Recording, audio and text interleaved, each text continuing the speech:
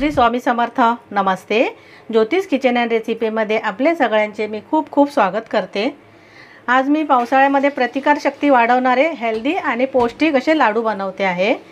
लाडूसाठी लागणारं साहित्य पाहूया आपण आता काय काय घेतलं आहे. हे सुकं खोबरं घेतलं आहे किसून मी, 1 वाटी गव्हाचं पीठ आहे, गूळ घेतलं आहे, हे तूप आहे, मखाना आहेत, शेंगदाणे घेतलेत आणि इथे मी 1 वाटी सफेद तीळ घेतलेत, अक्रोड आहे, हे मनुका घेतले, थोडे काळे मनुका आहेत आणि थोडे आपले साधे मनुका पण आहेत, हे बदाम घेतले, पिस्ता आहे आणि थोडेसे काजू आहेत.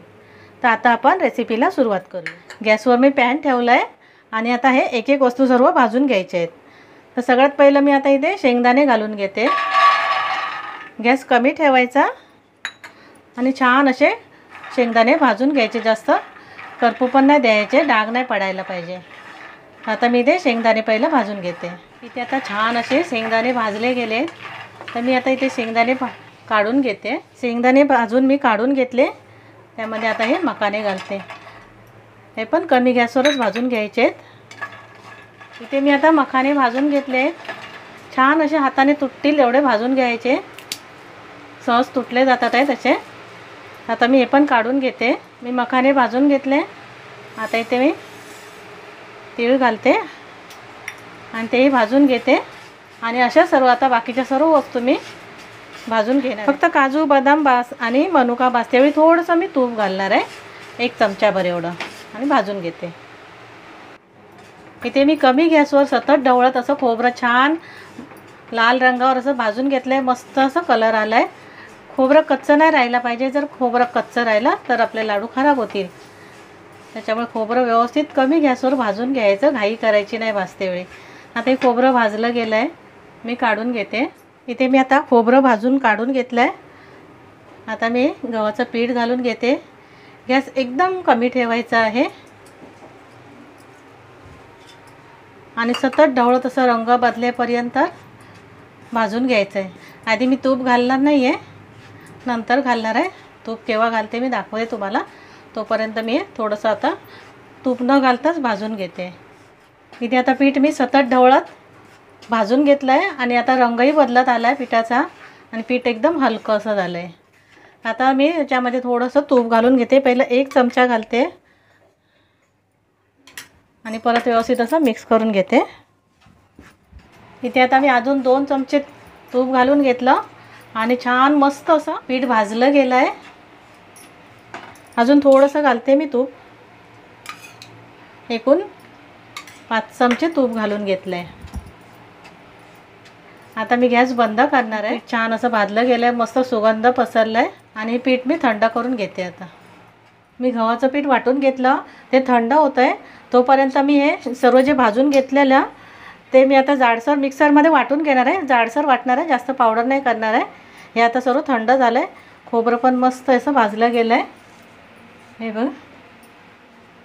आता मी हे सर्व मिक्सरला जाडसर वाटून घेते. मी ते गव्हाचं पीठ थंड करून ताटामध्ये एका परातीमध्ये काढून घेतलं आहे. आता त्याच्यानंतर हे आपण जे सर्व ड्रायफ्रूट होते, काजू बदाम खोबरं शेंगदाणा, ते असं जाडसर वाटून घेतलं आहे, तेही घालून घेते मी आणि मिक्स करते. हा चिरलेला गूळ आहे, चिरून घेतलेला बारीक केलेला. गोड तुम्ही तुमच्या आवडीप्रमाणे घ्या. मी आता इथे 1 वाटी म्हणजे 300 ग्राम एवढं गूळ आहे. तर तुम्हाला खजूर वगैरे घालायचे असेल, अर्धे खजूर अर्धं गूळ तरीही चालेल. मी आता हे पूर्णपणे गुळामध्ये करणार आहे. मी आता हे गूळ पण घालून घेतलं. याच्यामध्ये थोडी वेलची पावडर घालते, अर्धा चमचा, आणि हे सुंठ आणि जायफळची पावडर आहे, तीही घालून घेते. त्याच्यामुळे कसं मस्त पावसाळ्यामध्ये लाडू छान वाटतात असे खायला. आता हे सर्व मी मिक्स करून घेते. असं जरी आपण हाताने मिक्स केलं तरी ते होणार नाही गूळ मिक्स व्यवस्थित. त्याच्यामुळे मी आता काय करणार आहे, मिक्सरमध्ये परत एकदा हे फिरवून घेणार आहे. सर्व आधी व्यवस्थित मिक्स करून घ्यायचं आणि नंतर मग मिक्सरला फिरवून घेते. मी गूळ घातलं, सर्व मिक्स केलं आणि मिक्सरला असं वाटून घेतलं आहे. मस्त असं तेल पण सुटलं आहे, जास्त तूप घालायची पण जरूरत नाही.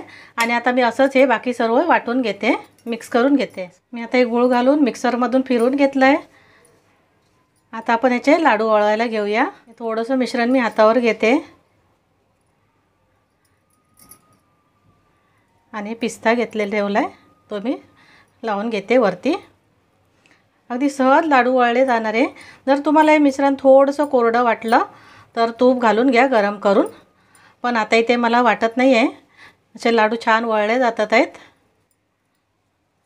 असं आपलं शेंगदाण्यामध्ये खोबऱ्यामध्ये असं तेल असतं बदाममध्ये, त्याच्यामुळे जास्त तूप वगैरे घालायची जरूरत वाटत नाही. इथे लाडू मी असा वळून घेतला आहे. अजून एक दाखवते तुम्हाला. सहज वळतात आहे ते लाडू, असं काही त्रास नाही वाटत आहे. इथे पण मी आता लाडू बनवून घेतला आहे. आता मी बाकी सर्व लाडू आता असे बनवून घेते. इथे आपले पावसाळ्यातील प्रतिकारशक्ती वाढवणारे पौष्टिक आणि हेल्दी लाडू तयार झाले आहेत. मस्त असं छान. तुम्ही पण करून बघा. माझी रेसिपी तुम्हाला आवडली असेल तर लाईक, शेअर आणि सबस्क्राईब करा. एक लाडू मी तुम्हाला तोडून दाखवते, किती मस्त एकदम मऊ झाला आहे हे बघा. ही जर माझी रेसिपी तुम्हाला आवडली असेल लाडूची तर लाईक, शेअर आणि सबस्क्राईब करा. थँक्यू.